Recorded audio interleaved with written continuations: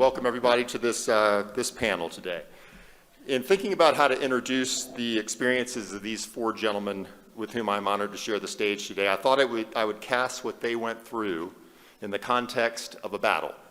Because for them, the time in captivity was not about subjugation, but a continuation of the fight they carried to the enemy from the air. If you think of some of the great battles in American history, Gettysburg, Normandy invasion, and in the Vietnam War, the siege of Khe Sanh, they were measured in days.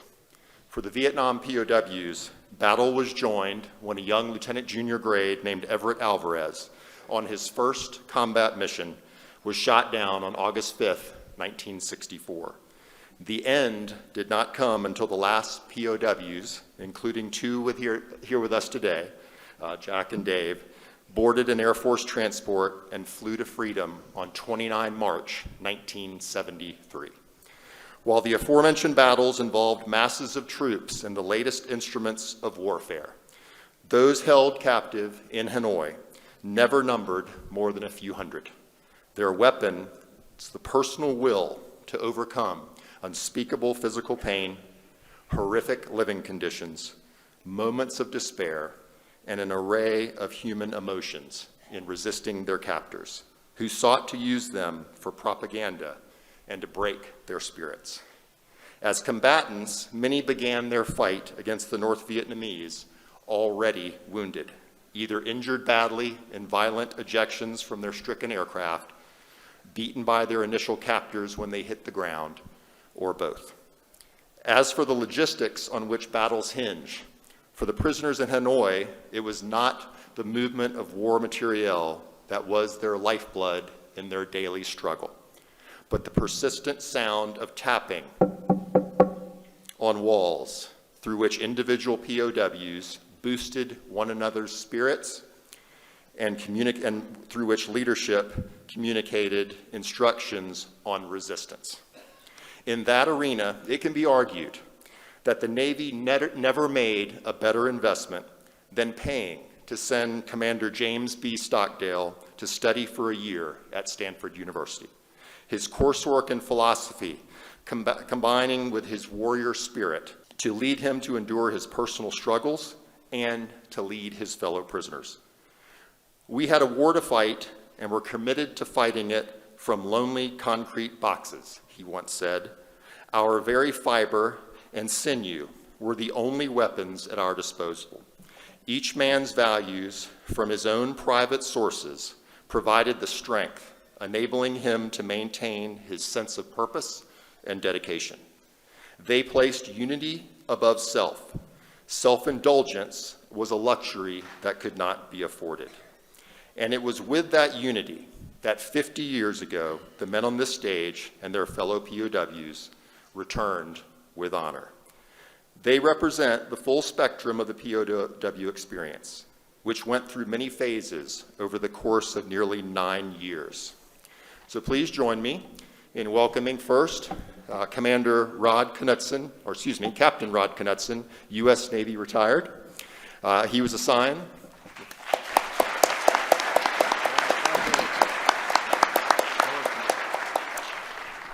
assigned to the VF-84 Jolly Rogers off USS Independence, and he was shot down in an F-4 Phantom on 17 October 1965. He was one of the earliest guests in the Hanoi Hilton and one of the longest held POWs, not seeing freedom until 12 February 1973. Next is Captain Irv Williams, U.S. Navy retired, here to my far right.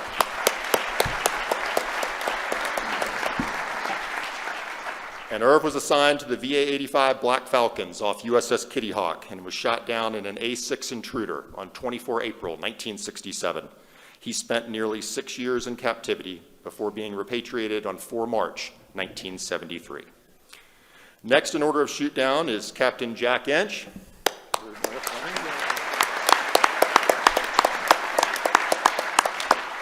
And I'd like to salute Fingers. It was really through his efforts that we gathered these gentlemen on the stage. So thank you, Jack, for doing that. And Jack was assigned to the VF-161 Chargers off USS Midway. He was shot down in an F-4 Phantom on 25 August 1972, and he was repatriated on 29 March 1973. And last is Mr. Dave Everett.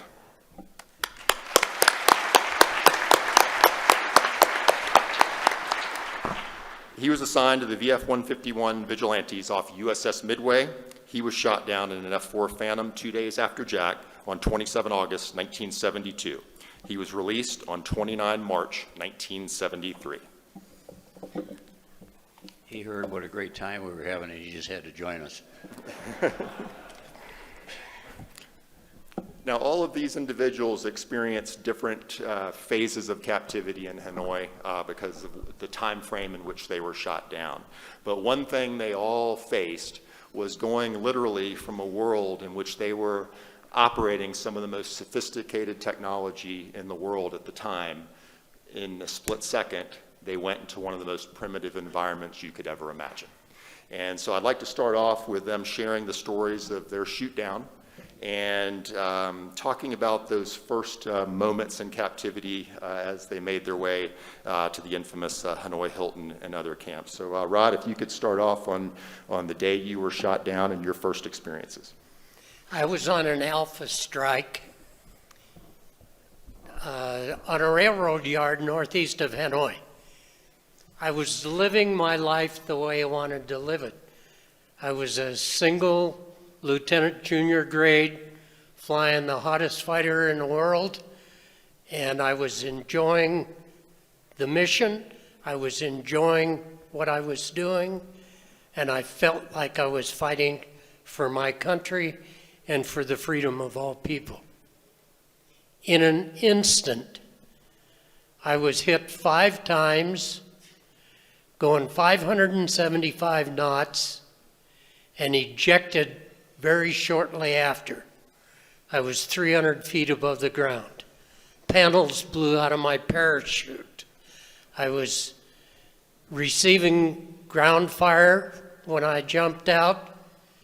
I ended up on the ground being captured by 3 peasants, one carrying a spear, one carrying a muzzleloader rifle, and one without a weapon.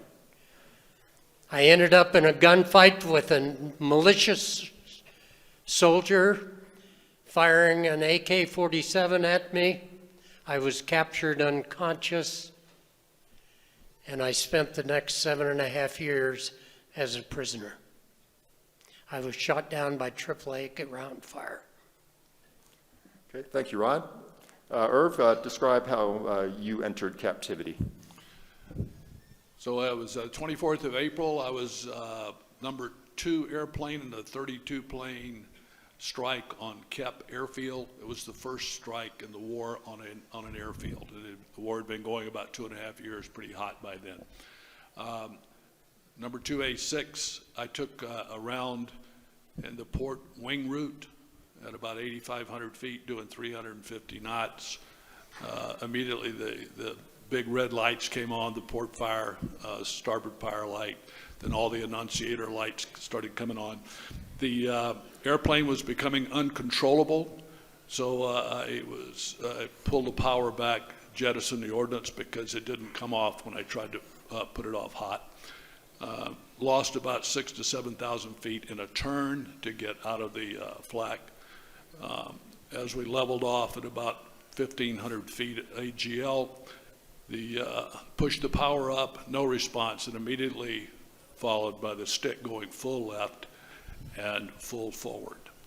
So I was pinned up against the canopy. I couldn't get out. My bombardier had already punched, flopped around a couple of times, was able to grab the handle alternate firing by pushing myself off the canopy.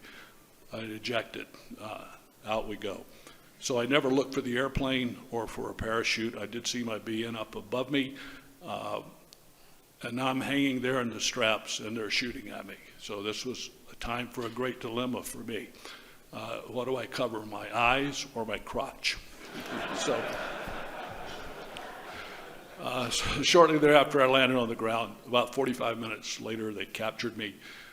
We were elbows tied behind my back, boots taken, everything, blindfolded, dragged around the countryside for a while, passed from group to group, Eventually ended up with the Army, and they took us down to Hanoi that night.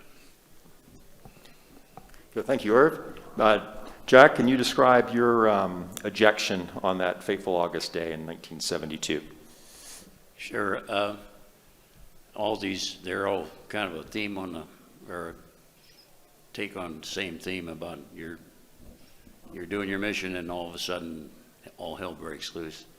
My pilot and I, Mike Doyle, were the lead on a MiG cap in August 25th, 1972, going into the Hanoi area.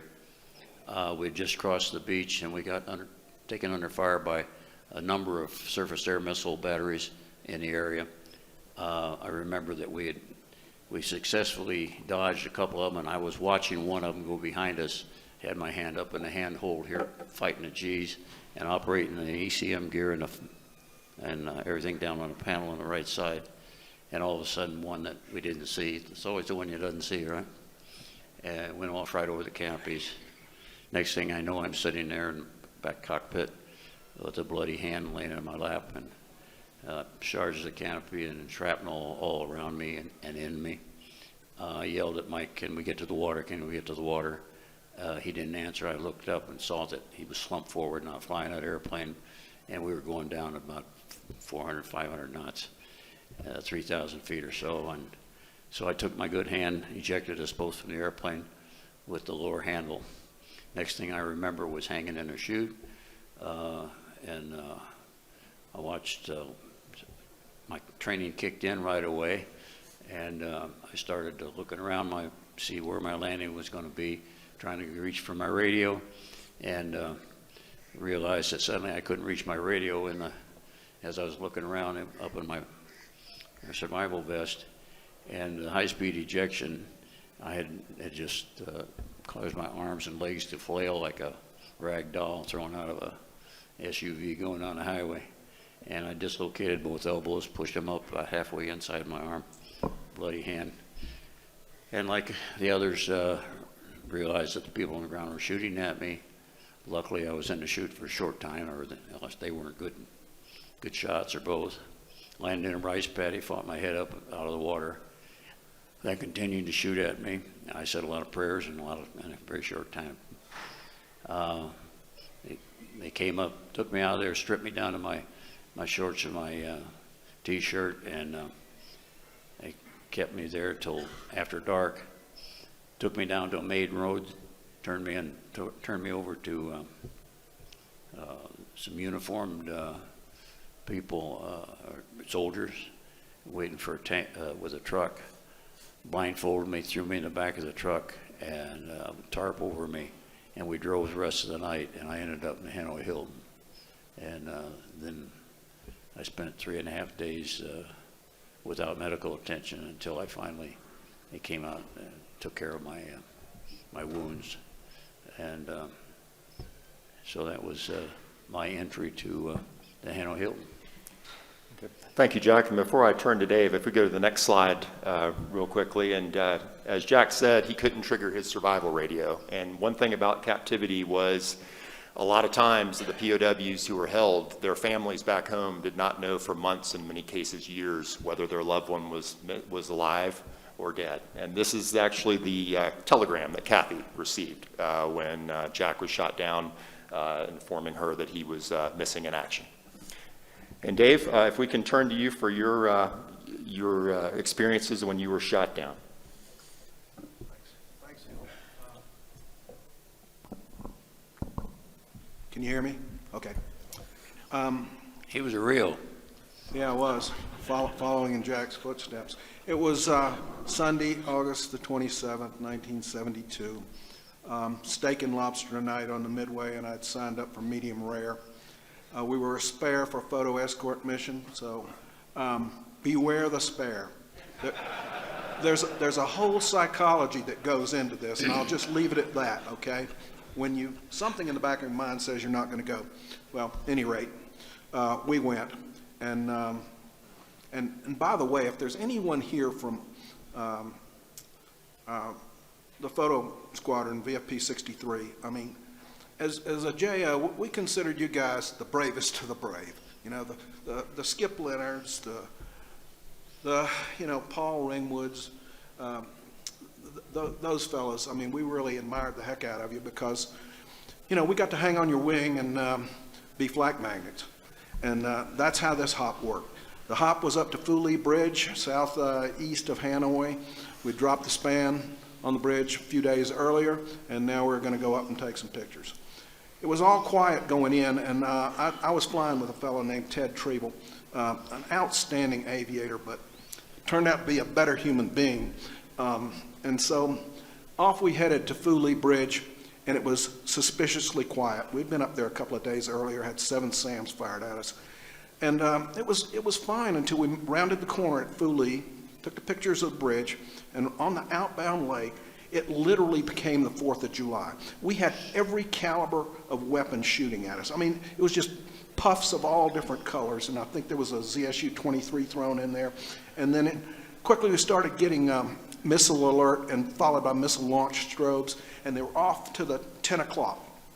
And because there was a broken layer underneath, we couldn't visually acquire the boost phase of the missile. And your mind is racing at this point. And I thought, maybe they got the wiring messed up on the APR-25, and I ought to look over here at 2 o'clock. And I looked over there, still no missile, back to 10 o'clock. And about that time, there was an explosion. And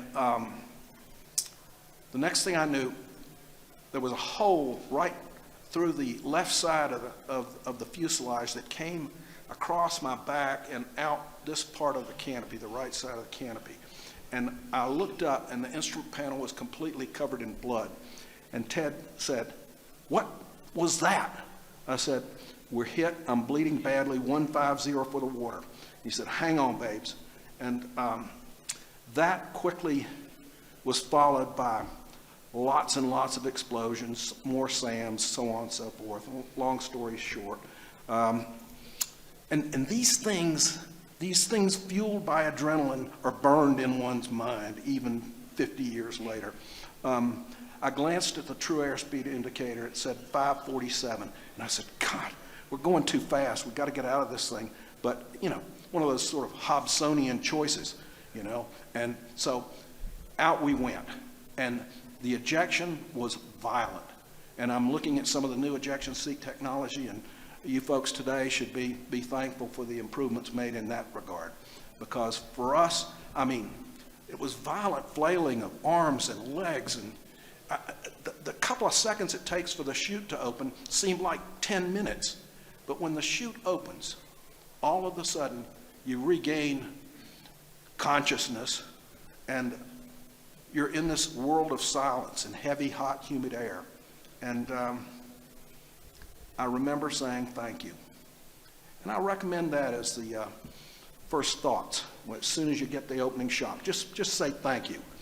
Thank you to all the gods. But now you have entered probably the most dangerous phase of a survival situation, and that is the welcome aboard. And everyone here has variations of the same theme. And they're all ugly, and many are tragic.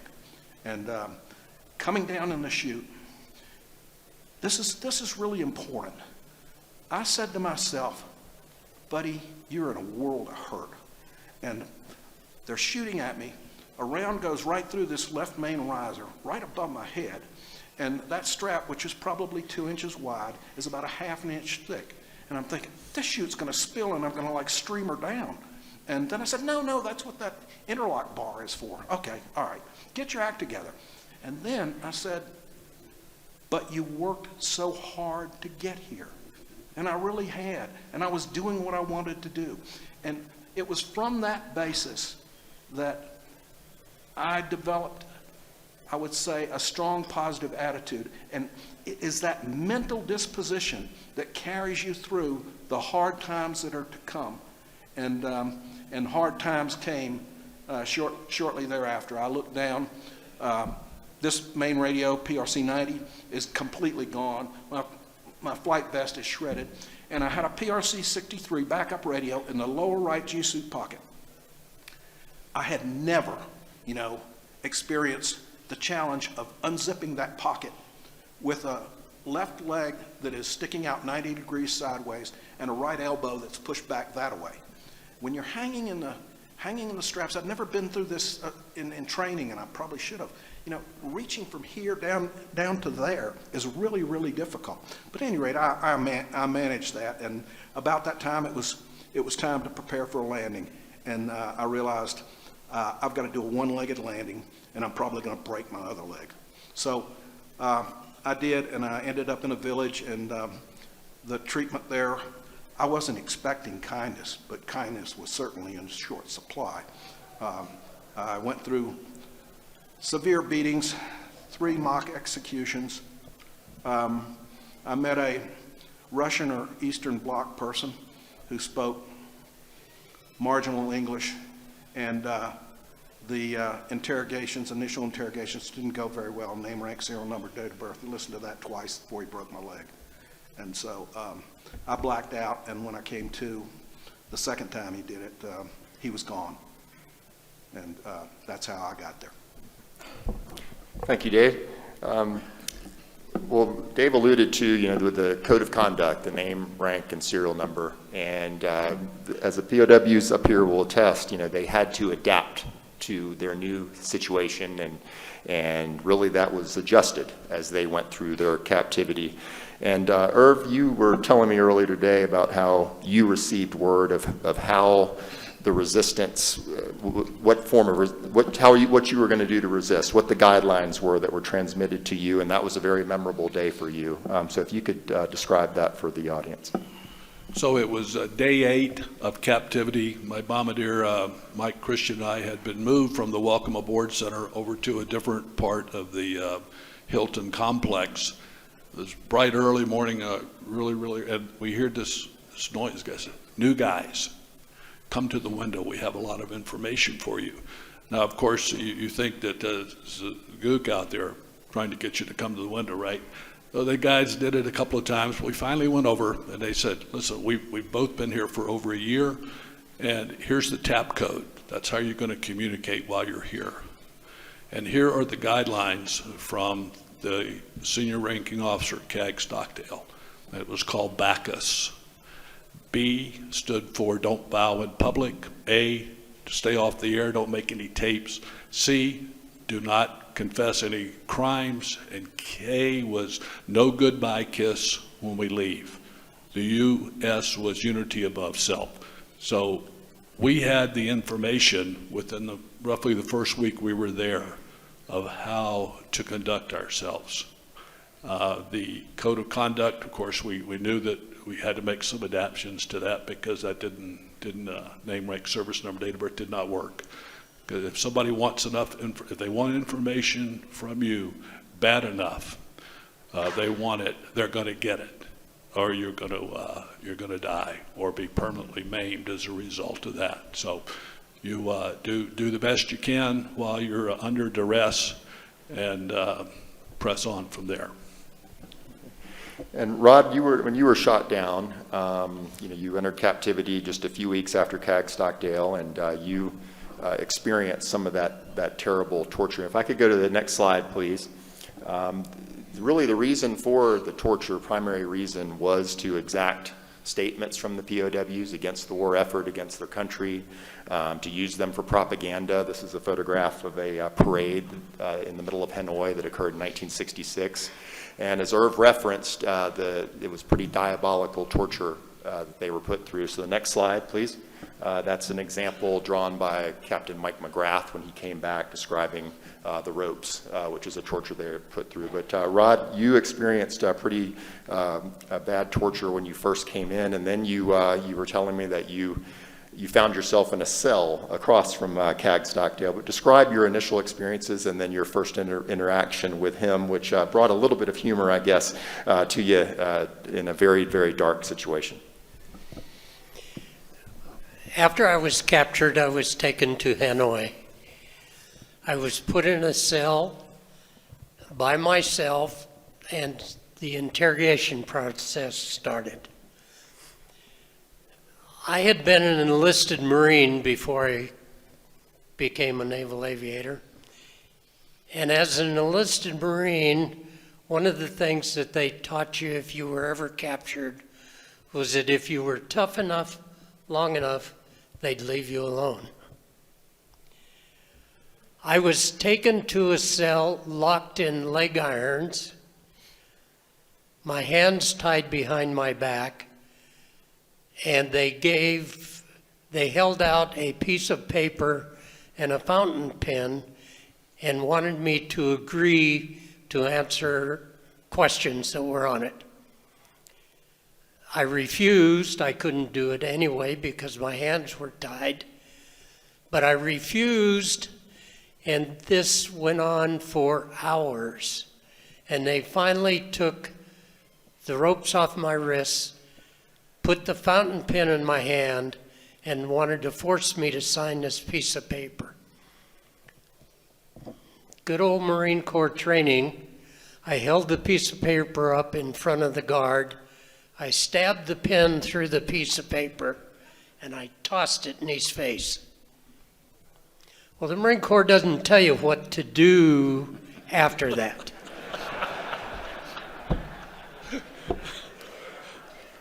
I might say that all hell broke loose. I was locked in the leg irons. My arms were tied behind my back.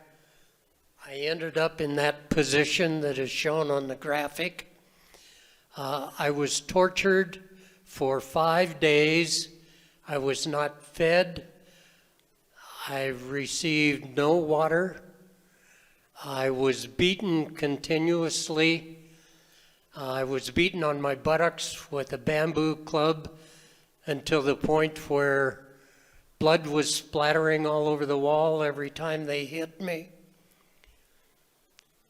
And after, I won't go into any more detail, it's too graphic to talk about, but after these 5 days, I was moved to a different section of the prison camp into a place called Heartbreak Hotel. There were 8 cells there. One of them was made into a shower. Each one of them was occupied, and CAG Stockdale was across the hall from me. You were not allowed to talk between the cells. One of the guys that was in my squadron shot down the same day I was. Porter Halliburton was in one of those cells. They asked me where I'd been. I told them about the torture session, and this was the first time that this had happened to any POW. After I described the torture session, people were horrified. CAG Stockdale said, "Oh my God, but would you pass me a cigarette?"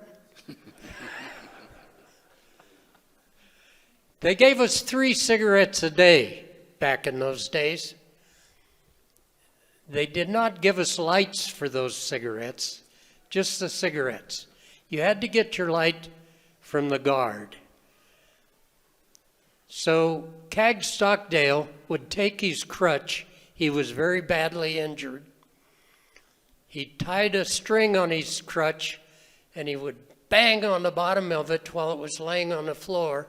It would shoot across the hallway underneath my door. I would tie 3 cigarettes to it, and he would drag it back. That was the highlight of his day for many days. Thank you, Rod. Jack, describe, those first, you were, for 30 days, you were in solitary, but those first 3 days when you were badly injured and they were trying to get information from you. And describe what your thought process was of what names you were going to give. What types of questions were they asking you, and how are you trying to keep your story straight and everything, just trying to get the medical attention you needed? Okay. Well, I ended up in Hanoi Hill and over in that area called New Guy Village, and it was a room about, I guess, 10 by 12 or something like that. It had a stool, a table, a chair, and a slop bucket over in the corner if you could relieve yourself if you could. and thrown in on the concrete floor and locked the door and left. They left. A few hours later, door opens and an interrogator comes in. The guard reaches over and grabs me by my arms, makes me sit on a stool in front of the chair or the table, and he starts asking me questions. Name, rank, serial number, date of birth, okay, the big four. Then he started asking me questions about what squadron I was in, what targets I knew were being targeted within the area the next few days, things like that. I kept saying, I can't tell you that. Geneva Convention, and he said, you got a laugh out of him. And I continued to resist, I can't do that. And I said, please, I need medical attention. At the site of the shoot down, a kind young Vietnamese gal, while they're waiting for the be transported, she tucked the thumb, what was left of it, back into the palm of the hand and wrapped it out with about a yard or two of gauze to keep it from bleeding and flopping around.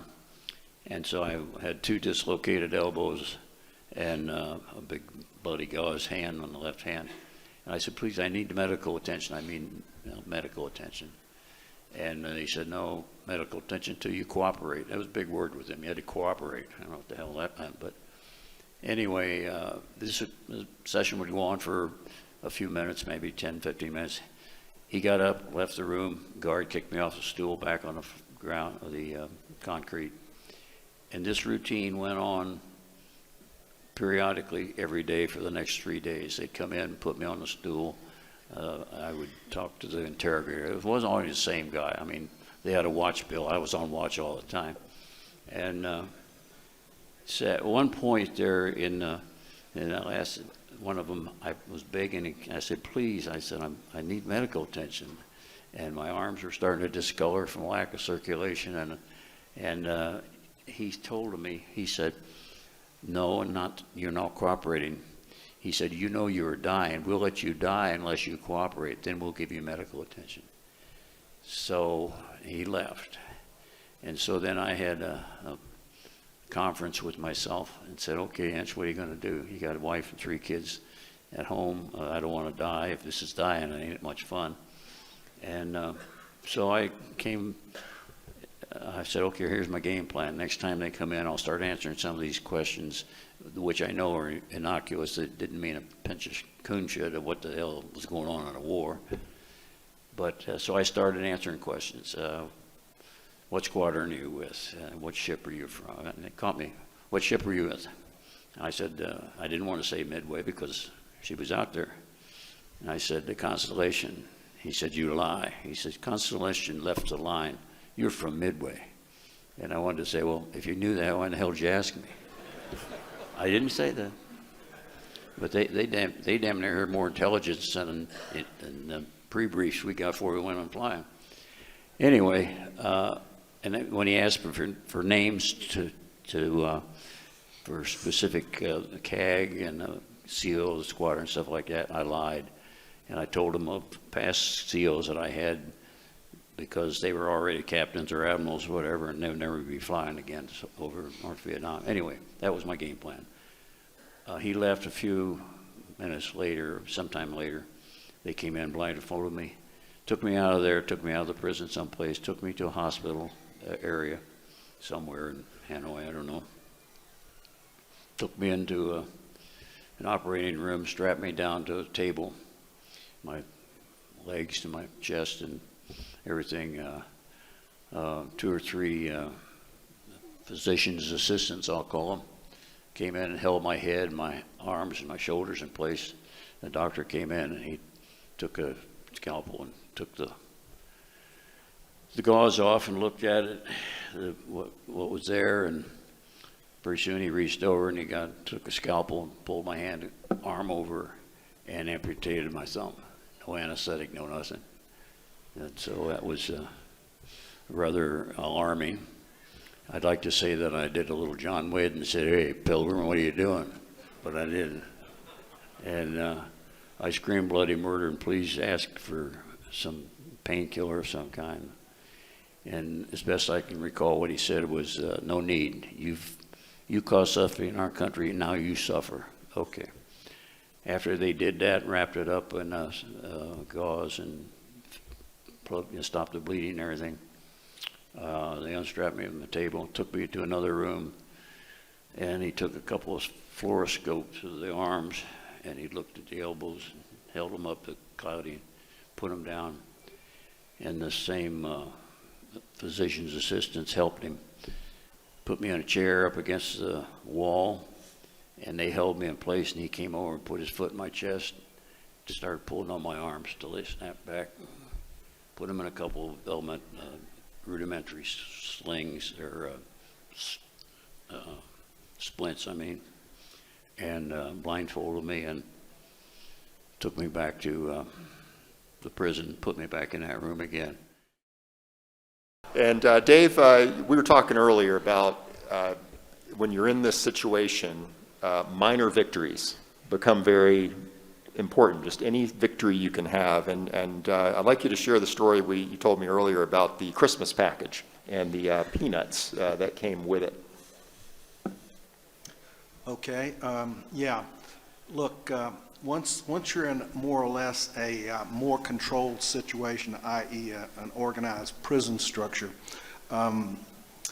it shifts, at least in my case, to largely a mental game. Of course, I had the advantage of not having to endure torture that the folks that had been there years earlier had to. So I basically was looking for any kind of positive leverage that I could use against my captors.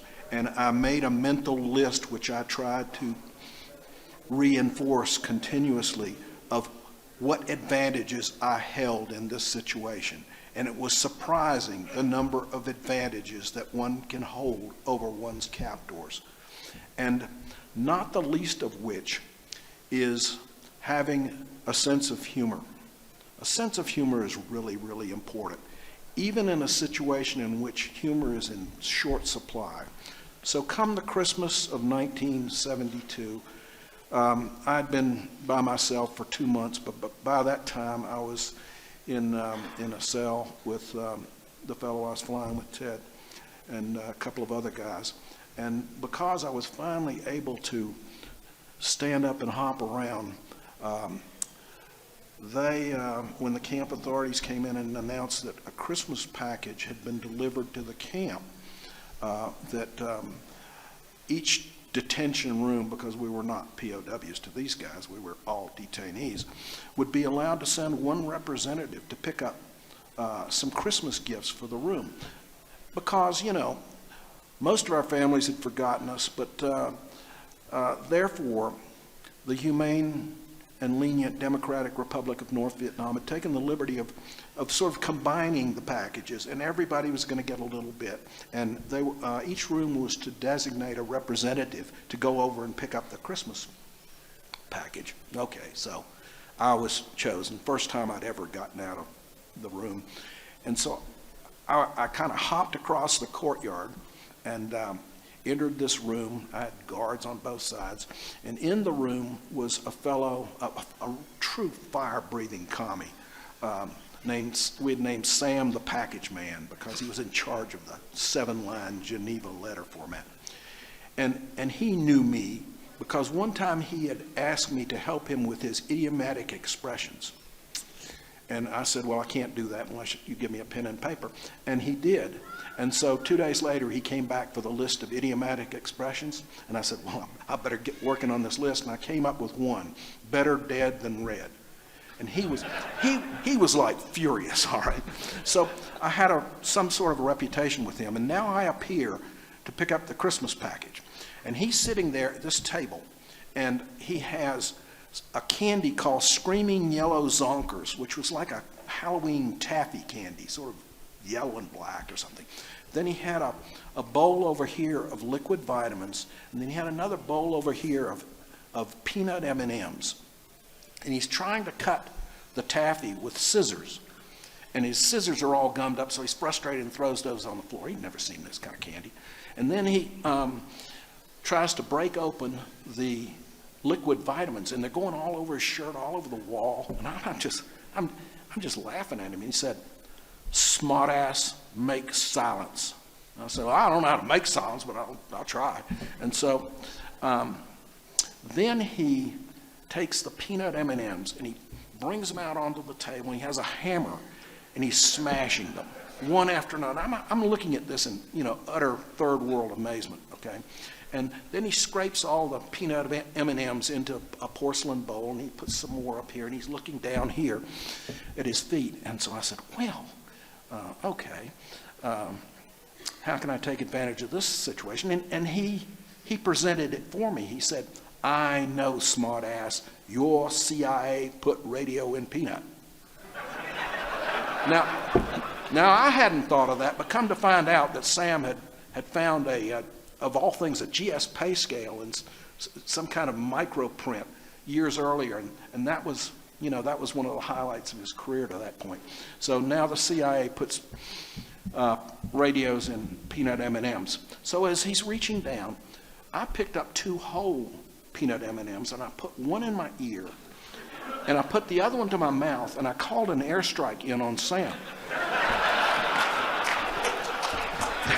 This guy has no sense of humor, okay? I mean, the whole table goes over. He grabs me by the throat. The guards are doing this. The gong is going off in the camp. Guys back in my detention room are waiting for their Christmas goodies, and they got me thrown in the door like a sack of cement and saying, what went wrong? I said, well, there'll be no Christmas for us. And indeed there wasn't. So there you go. But these things are important. We're all competitive by nature, and so we're all trying to get the angle on our adversary, in this case, these guys. And you never give up on that. Ever how slight the victory. It's a tremendous boost to the spirit in these situations. That's how we continue to fight the war. Yeah, that's how we fight. And Rod, the TAP code was so important, and but how did that word get to y'all? How did you learn the TAP code when you were first there? How did you manage to master it? Because y'all got so good at it, but how did you initially learn it? When I was first captured, after my torture section, I was moved to another camp. And in that camp, I lived for 7.5 months in solitary confinement. And during that solitary confinement, they did some rehab on my cell. I had no contact with anyone.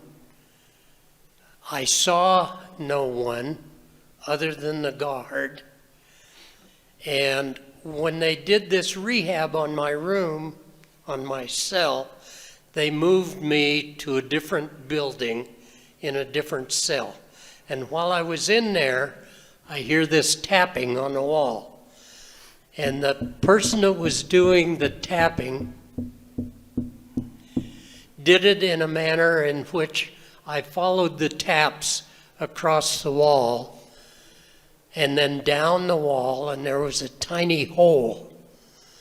And through that hole, a prisoner by the name of Ron Storrs, who died while he was in captivity, whispered to me the TAP code. He said, the way we communicate is through a TAP code. In the dust, write the alphabet, a 5x5 square, A through E across the top, and then so on down the line. The first tap indicates the row. The second set of taps indicates the line. So if I wanted to send a C, which is the third letter in the first row, a C sounds like what? Correct. So that's how we developed the TAP code, and that's how I learned it. Thank you, Rod. And I definitely want to leave time for questions. I know there will be plenty, so I'm going to just ask a few more here. And if I could go to the next slide, please. This is an example of how they would communicate in the cells, putting their drinking cups up to the wall and tapping. And next question I want to ask is January 1973 comes around, and there's word that you may be released. And Irv, if you could describe how you found out or how you realized that, hey, maybe the end is near. So we were, pardon me, I was in a camp up by the Chinese border, 4 miles from China. It was called Dog Patch. 208 of us had been moved up there the previous May. This is the evening of January the 18th. 20 trucks came into the camp. Now we were in a very remote areas, and the most trucks we had ever had up there was maybe 2, maybe 3 at one time. And after we got there, they had told us that you're staying here till it's over. So that night of the 18th of January, when the 20 trucks came in the gate, I figured that was it. So the next day, the 19th, the Vietnamese packed up the camp, loaded up the trucks, and then the next morning, the 20th of January, at around 3 a.m., they loaded us all on trucks and took us down to the Hilton. We left at 3 in the morning and got up north, back down to Hanoi about 10 at night. And so that's when we figured that it was over, and we were informed after that. Okay. If you go to the next slide, please. Yeah, this gives a view of the POWs. They were transported out aboard U.S. Air Force transports to homecoming. And the last slide, that's a picture of Red McDaniel when he ultimately got home. He had been shot down in 1965, I believe, hugging his daughter. But my final question to the panel is, the captivity, it varied, in some cases years, in some cases months, was part of your life. What did you take away from that experience? And we'll go down the line. Irv, how did it impact your life? How did you reconcile the experience going forward? So I basically, I tried to put this behind me as fast as I could. I felt there was no reason for that experience to ruin the rest of my life. So my attitude was that I'm going to live every day as best I can, because I can look in the mirror and I know for a fact that I did the right thing, and I helped us all get through that with honor. So my final thought on it is that don't harbor hatred, because that will ruin your life. So every day is a holiday, every meal is a banquet, and living well is the best revenge. Rod?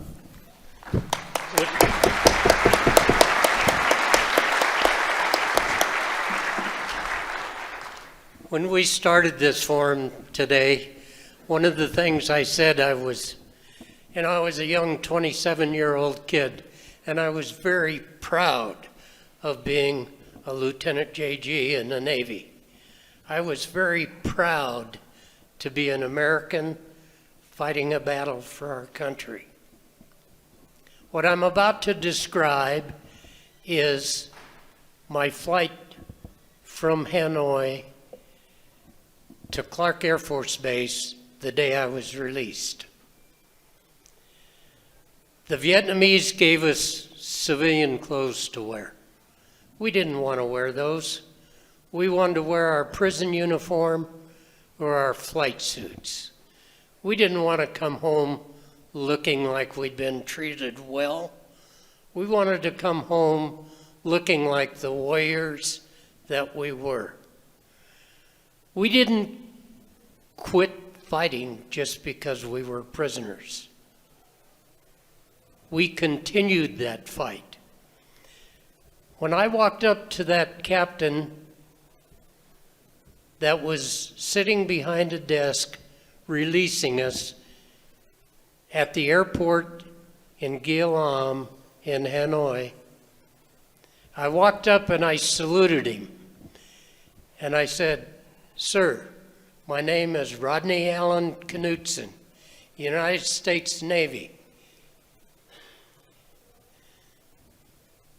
And I'm reporting my honorable return. He escorted me out to the airplane. I loaded onto a 141 with the ramp down, and the first thing I saw when I got on the airplane was 40 litters. Many of them filled by prisoners who were not able to walk onto an airplane. I walked up to a seat and I sat down beside a guy by the name of George McKnight, who I knew very well, but neither of us looked at each other. Neither of us smiled or made a comment. His knuckles were white on the armrests. I sat there in the airplane that way until the ramp closed, the engine started, and the airplane started to taxi. With the very first infinitesimal movement of that airplane, my pulse rate must have gone out of sight. The airplane made a turn and taxied down to the end of the runway. Another turn to pull onto the runway. They added power. You could hear the engine spool up. Not a single POW was doing anything except holding on to those armrests. Everybody was looking straight ahead. The brakes release on the airplane and it starts down the runway. Ka-thunk, ka-thunk, ka-thunk, as the wheels go over the seams in the concrete. And we all just sit there like stones. Ka-thunk, ka-thunk, ka-thunk, ka-thunk, ka-thunk, thunk. And it gets faster and faster. And pretty soon you feel the 141 start to rotate. And then it lifts off. The gear bottoms out in the oleos. Then you can hear the whirring as the gear starts to come up and you know you're off the ground. And everybody went nuts. They jumped out of their seats. They unstrapped right there. We're not 15 feet off of the ground. We're jumping around, hugging each other, hollering and yelling. We were free. I had been there 2,793 days, 88 months, almost 7.5 years. My family didn't know I was alive for 5 years. We landed in Clark Air Force Base. Jerry Denton was the first guy to get off the airplane, and he walked up to a microphone, and he said to the world, "We are proud to have served for our country." And we were. We all felt that way. And I feel that way today. I am proud to be a naval officer. I am proud to be a citizen of the United States. I am proud of our country. I am proud to live where I live.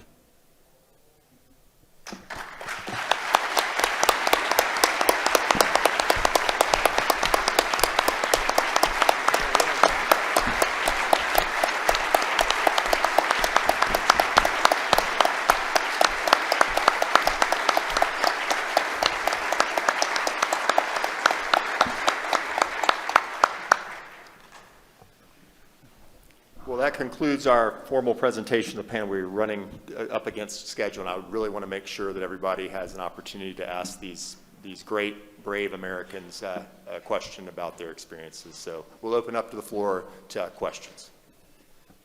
Yes, sir. Well, good morning, gentlemen. I'm not sure last time I felt moved as much as I have been from your words today. It's kind of hard to phrase my question. I'll do the best I possibly can. The youth of today are young men and women who are growing up in this country, the greatest nation on the earth and the greatest nations in all of human history, are going through life with a reduced appreciation for what this country means and what it stands for. Now, any one of us could stand there and tell them how great this country is and what it means, and I don't think it would come anywhere close to the kinds of stories and the emotions that you have expressed here today. So my kind of question / request of you gentlemen is, what you have is, I don't want to call it a gift, but it's something that is beyond value. And I was wanting to know if you were doing any outreach to our youth and telling them their stories and what it means to be an American, and maybe instill some measure of patriotism and love of country that it is that you have in our young men and women. Anybody would like to address that? How are you addressing, when you have opportunities, what do you tell the youth of the country or those that ask about your experiences? Well, I'll take a stab at that. We're looked up as heroes. Most of us, I don't think, consider ourselves heroes. We were doing our job, and we loved the country. That's why we signed up to do it. We were serving in a different position, fighting for our country. Myself, 4 combat cruises, 248, 85 combat missions. I'm proud of my service. And what I think what you're getting at is what I talk about whenever I'm called upon to talk to. I hear it a lot about, oh, I don't think I could have done what you did. And I thought, that's a lot of nonsense. Every one of you out there who are flying and doing it today, you don't really know what you can really do until you have no other option but to do it. And that's what we all experienced.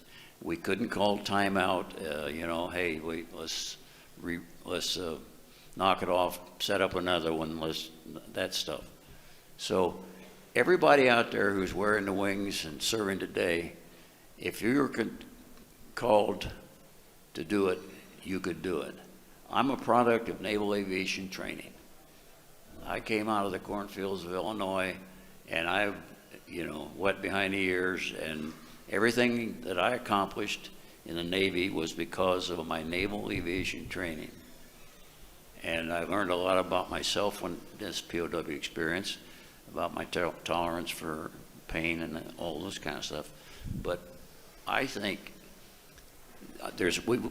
we have a lot of problems in this country, but the problems aren't in the cockpits of the Naval and Marine Corps airplanes flying today. Those people, you can do just what we did and even better. You got even better equipment to do it with. So I'm not worried about that. It's the upper echelons of the country that I'm worried about today. Dave, do you have any, what do you share with people who ask you about your POW experience, or what do you, what was your takeaway from it that you'd like people to know about?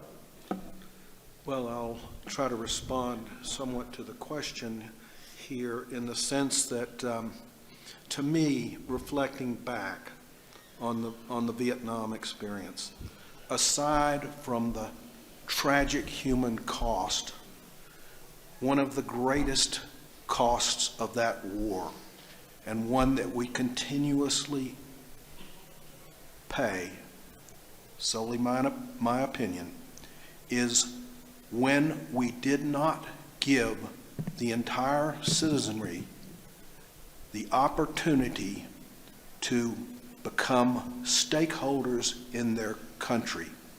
When we walked away from the draft, as unpopular as that war was, had we instead said, all right, we got it.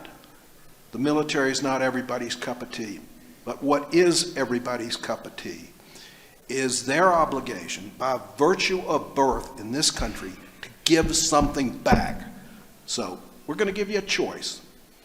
You can serve in the military, or you can serve in any number of other fields. You know, you can build trails in national parks. And guess what? The invitation is a mandatory one, and it's open to every man and woman, physically fit or less. But you're gonna give something back. You're gonna be a stakeholder in your country. And now, with obvious exceptions such as this audience, we have a whole bunch of people who think they're on a great free ride, and it shows. So that's how I would address part of your question. Okay. I think we have another question, sir? To what extent were you four consulted about the creation of SEER School and the advancement of SEER School after your experience? Irv, you want to go down the line here? To what extent were you consulted when you got back to impact what they taught at SEER School? I think we all were right away during our some of our initial debriefing. We were asked to address that, and I thought that the things that were taught in SEER when I went through back in '65 definitely needed to be updated. And you know, it's going up the mountains of Maine to survival training when you're going to Southeast Asia didn't quite fit the scenario. I didn't think we got a whole lot of intel about how things are really going on up there because we might not have known. I think that changed later on, but I'm glad that the schools are operating more up to date now. I have another question over here. Thank you, gentlemen, for coming and sharing your experiences. I know all of us probably would struggle to express our gratitude fully. I was wondering, after so much time in imprisonment, if some of you or all of you could share some of the greatest challenges you had following your reintegration back to the U.S. in the weeks and months and years following.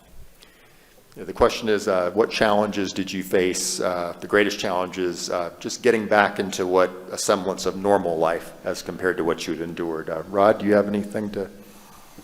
Well, yes, and I have a rather funny experience to relate along that line. I was one of the first guys to arrive in the United States. I went into a hospital in Oak Knoll, in Oakland, California, and one of the first things they did was they give you a psych eval. And we had practiced those psych evals while we were in prison. We knew quite well how to respond, and so I was on the 7th floor of this hospital, which happened to have been the psych floor of the hospital. It had chain link on the windows. It had Marine sentries sitting at the end of the hallway, and they gave us striped pajamas to wear while we were there. I resisted that. I wanted a flight suit instead. And when the Marine sentries took me for my first psych eval, I was sitting in a chair in the lobby outside the office, and the door opens, and it opens about that far, and I see one eyeball looking through the door, and then it closes very slowly, and then opens, and this rather meek person comes out and calls my name. So I stand up, and I walk forward towards the door, and they very carefully open the door, meekly usher me in, and I thought, this is unreal. No, I can't let this go. So as I step through the door and the person starts to close the door behind me, I slam my hand against the door, and I say, don't close that door. Scared the tar out of this poor person. And then I hunker down in the oriental position where they squat down and hook their elbows over their knees. And I sat there and said, okay, I'm ready. And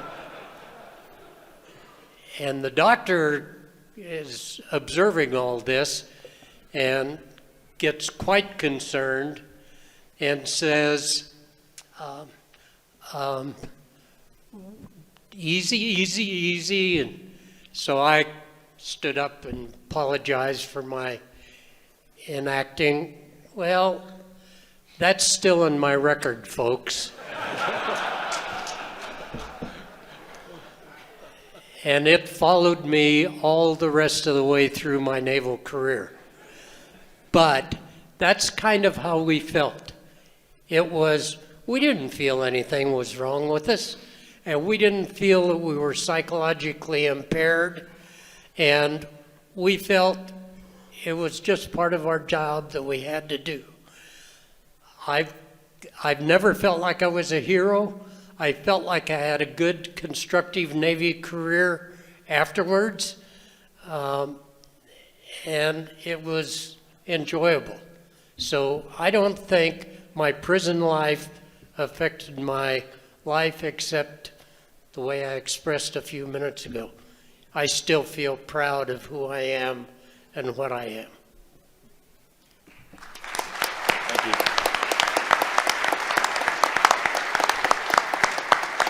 I'll just add to that. I feel this way, and I think we all do, the ones that I know, is this experience was a part of our life. It wasn't the end of our life.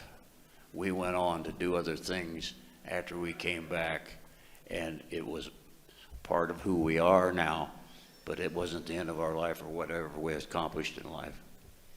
And I feel we are all better persons because of it. Better fathers, better husbands, better naval officers, better Americans, and make a bigger contribution to our country.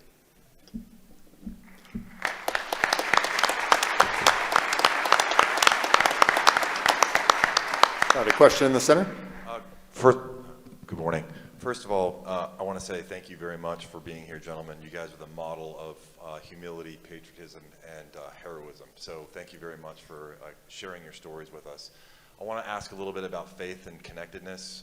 It's something that we have, I think, been struggling with in the Navy over the last couple of years. We, unfortunately, as a result of COVID, we got good at being separated and being apart.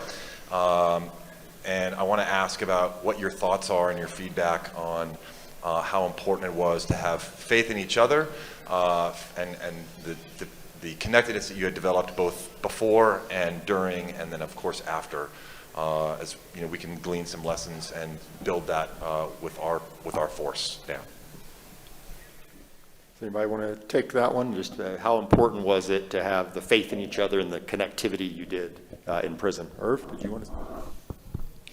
Well, that is one of the key things that help us all survive, was having faith in each other, because you certainly didn't have any faith with the people that held you there. So, I mean, Rod and I became very, very good buddies there. We lived together there for a long time, and I think that we have a very strong bond from those days, as I do with all the POWs. 99% of them, let me put it that way. But we would not have survived if we did not keep faith with each other. And when you were down, somebody always picked you up, and that made it help us all make it through.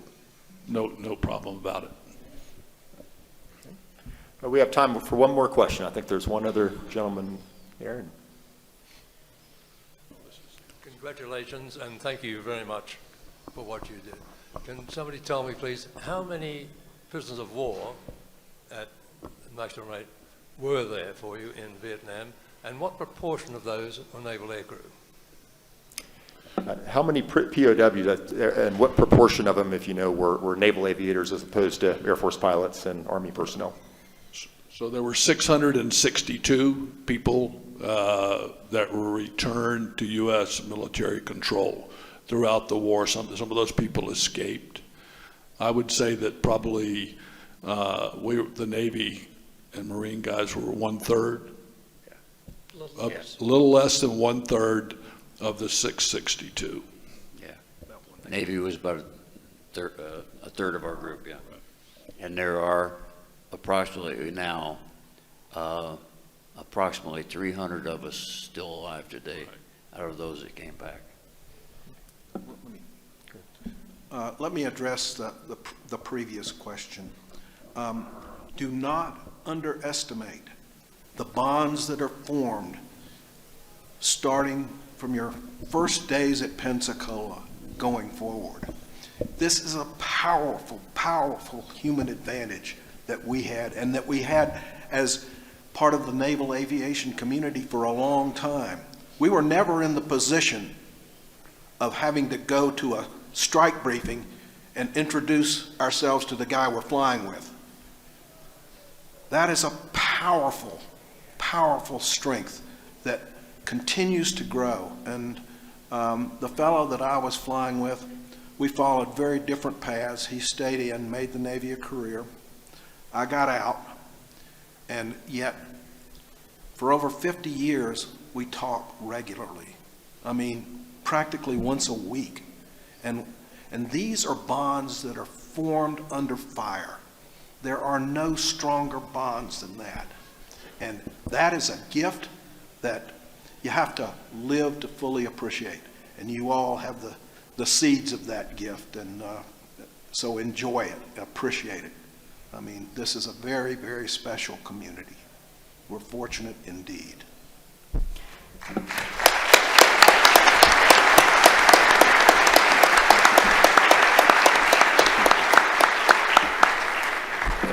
And gentlemen, I think I speak for everybody in this room. We are very fortunate indeed to be able to spend this time with you, to hear about your experiences. And we'd all like to stand now and thank you again for the sacrifices you made for our nation.